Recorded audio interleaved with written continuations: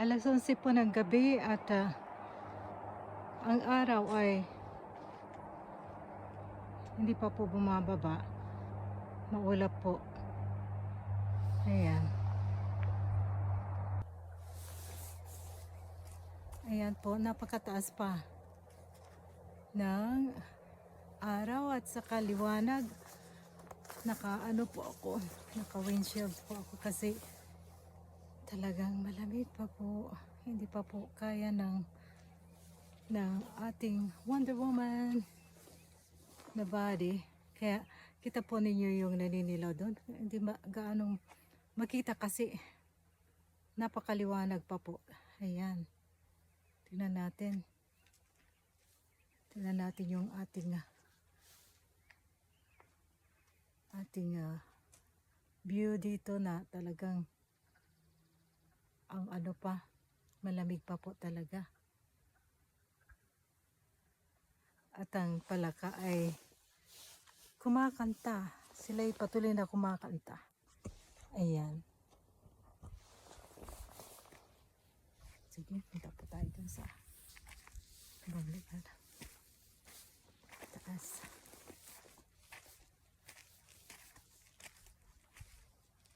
Kanta po na yan.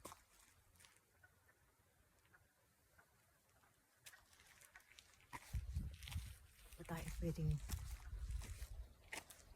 kung titignan po ninyo ang liwanag, parang ano po siya, parang alas 3, pero ano na po siya, lapit na po siyang mag alas 12 po. Ayan.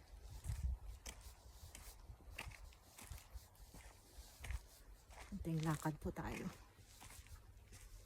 pero pa yung liwanag niya kakaiba. Hindi po yung liwanag ng araw, kundi yung liwanag na talaga maliwanag. Hindi na. Ayan, pababa na po yung araw. Pero napakaliwanag pa po talaga. Ayan.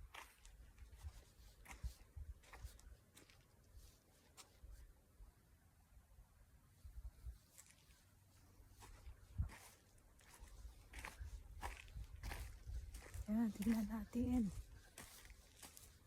Hindi po tayo pwedeng lalayo ng masyado kasi ano po,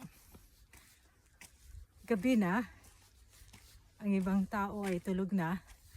Ako nandito pa sa taas at nanghagilap ng aking bibidyo. Alam mo naman ang ating buhay bilang creator, kagaya po ninyo, naghahanap ng i-video kung anong may video po. Ayan, i-clear na lang po nila yan. Napaka peaceful. Maririnig po natin yung palaka. Kat po tayong mali. Patuloy po natin iakyat para makabuo tayo ng video. Kumusta na po yung bawat isa? Nakagawa na po ba kayo ng inyong i-upload? Kagaya ko, naghahanap ng i-upload. Ayan, kaya kausap ko na po kayo ngayon dito sa aking video.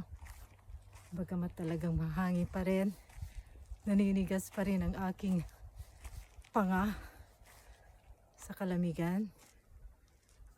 Ayan, circle ko lang po again. Diyan, nandito po ako sa taas. Ibot ko ng konti para makita po natin. Ayan. Tulad po ng aking sinasabi sa inyo, ako'y nasa kabundukan, kaya ang lagi po nating makikita sa aking, lagi po niyo makikita sa aking video ay talagang kabundukan, kaya ganun po talaga. Ayan po. Hindi po tayo nakapagluto ngayon.